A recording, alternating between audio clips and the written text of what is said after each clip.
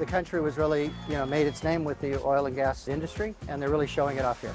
فضلت بالبداية نحافظ على تاريخنا البحري لأن عندنا تراث كبير بحري. Hello and welcome to Qatar 365 with me, Laila Humaira.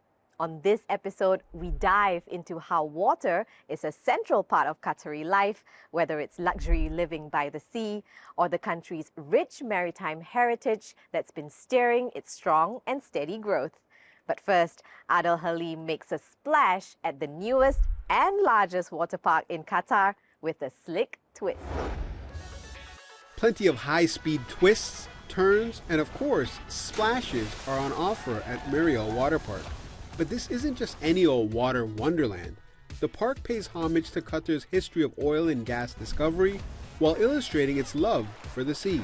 Mariel was conceived by the government as an opportunity to really show off the oil and gas industry.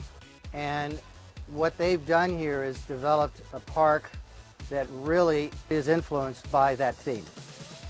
I've been involved with a lot of parks, a lot of water parks, a lot of theme parks. This is one of the most intensely themed parks that I've ever seen or been involved with. It's an amazing park.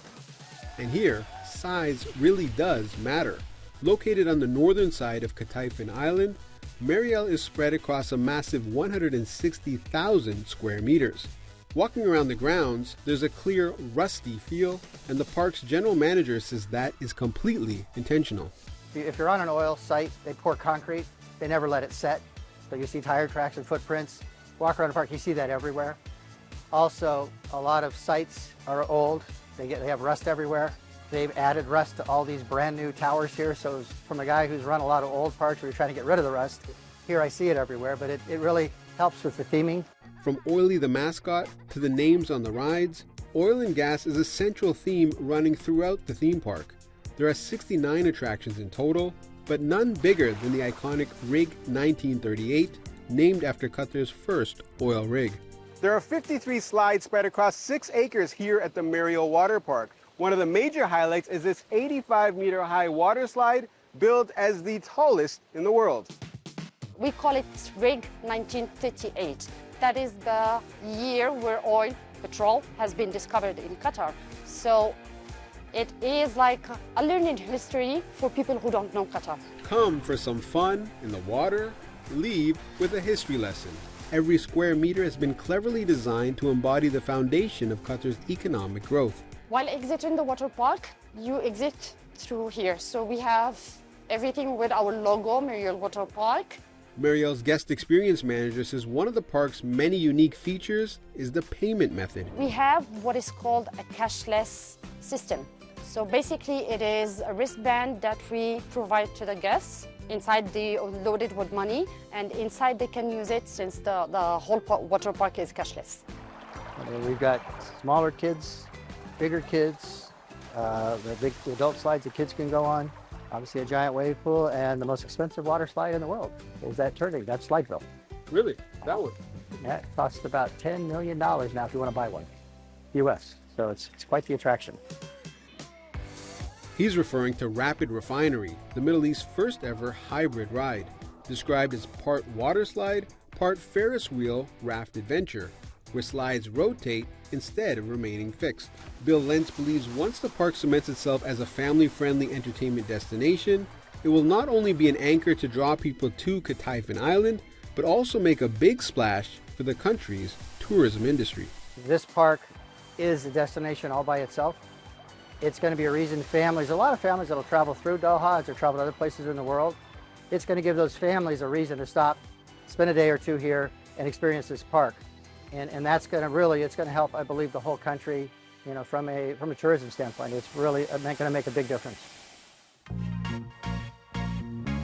Whale sharks, dugongs, mangroves, and corals, just some of the flourishing flora and fauna being preserved by marine conservation in Qatar. Spearheading that mission is Jassim Lari, who leads the Department of Marine Wildlife at the Ministry of Environment and Climate Change. And I caught up with him here at the National Museum of Qatar to find out how his passion for nature turned into a lifelong professional pursuit. Jasim, firstly, can you explain what biodiversity means within the context of Qatar's ecological landscape? In terms of Qatar, of course, biodiversity means simply, in like simple words, all forms of life, micro and macro, flora and fauna. We have certain species that can build a structure, physical structure. We call it a natural habitat or an ecosystem, and also the associated biota in combating climate change. Now, as you mentioned, Qatar has a number of marine species that are pretty abundant in its waters, with the government efforting many initiatives to preserve these animals. Can you tell us why these animals are so special to Qatar? Qatar, located in a subtropical region, so we have a high species richness, but in terms of abundance, maybe it's not quite so. Although there are some exceptions, like the whale shark, whale shark in Qatar. Whale sharks, they aggregate in the northeast, and their number can reach up to 600, which is the largest aggregation in the world. So, like an example, because of the importance of hawksbill sea turtle for the environment and for biodiversity, we initiated a project that goes back to 2003. So we're talking here about more than 20 years in making and hard work to conserve hawksbill because they are critically endangered species. So what's been some of the most surprising findings in your research over the last few years? There is I would say, some misconception, Layla, that, the desert environment or harsh environment doesn't sustain biodiversity, right? It's true, maybe it won't be as, in terms of abundance, similar to tropical, for example, right? But what has amazed me, really, the species richness in Qatar, in the marine environment. We have different families of corals, different species of seagrasses, right? More than 20 species of seabirds, more than 60 species of cartilaginous, fishes, 33 species of sharks. Look at this number, so I've been really amazed of the species richness we have within, the state of Qatar. With more than 560 kilometers of shoreline and serene turquoise waters, Qatar has long been called the Pearl of the Arabian Peninsula. It was from those shores that these magnificent dhow boats sailed for centuries.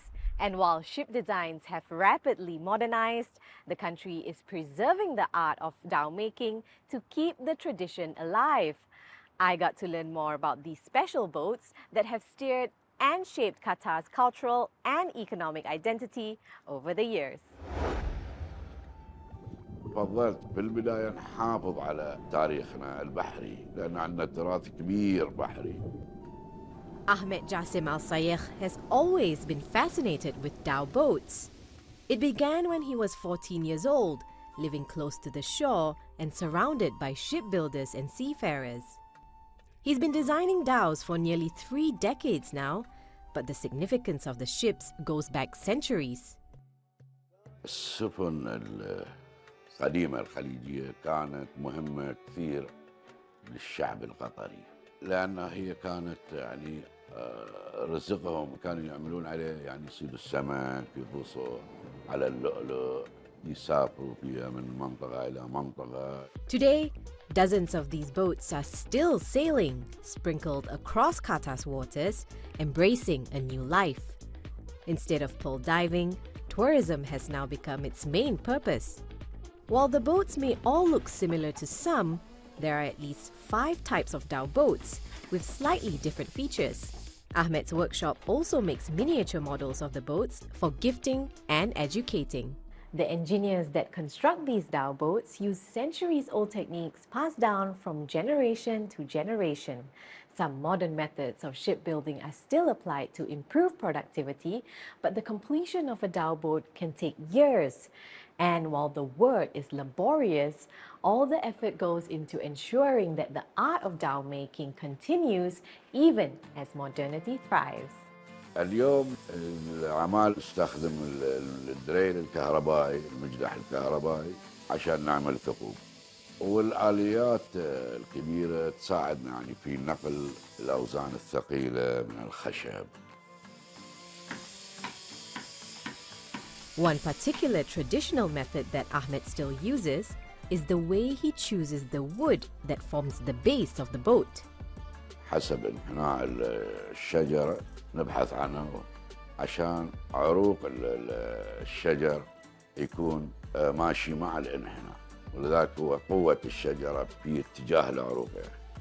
A strong base is important to build a sturdy ship, just like the foundations of dhow making, which Ahmed is hoping to nurture in the next generation. في أهداف كثيرة، في عندنا هدف إن احنا نفتح يعني مدرسة مصغرة لتعليم الجيل اللي يبي يتعلم، وبعدين هذا الهدف يعني صناعة السفن يعطي أرضية صلبة للي يبي ينطلق إلى السفن الحديثة. And as far as Ahmed is concerned, he hopes to continue preserving his cultural heritage in all shapes and sizes for as long as he can.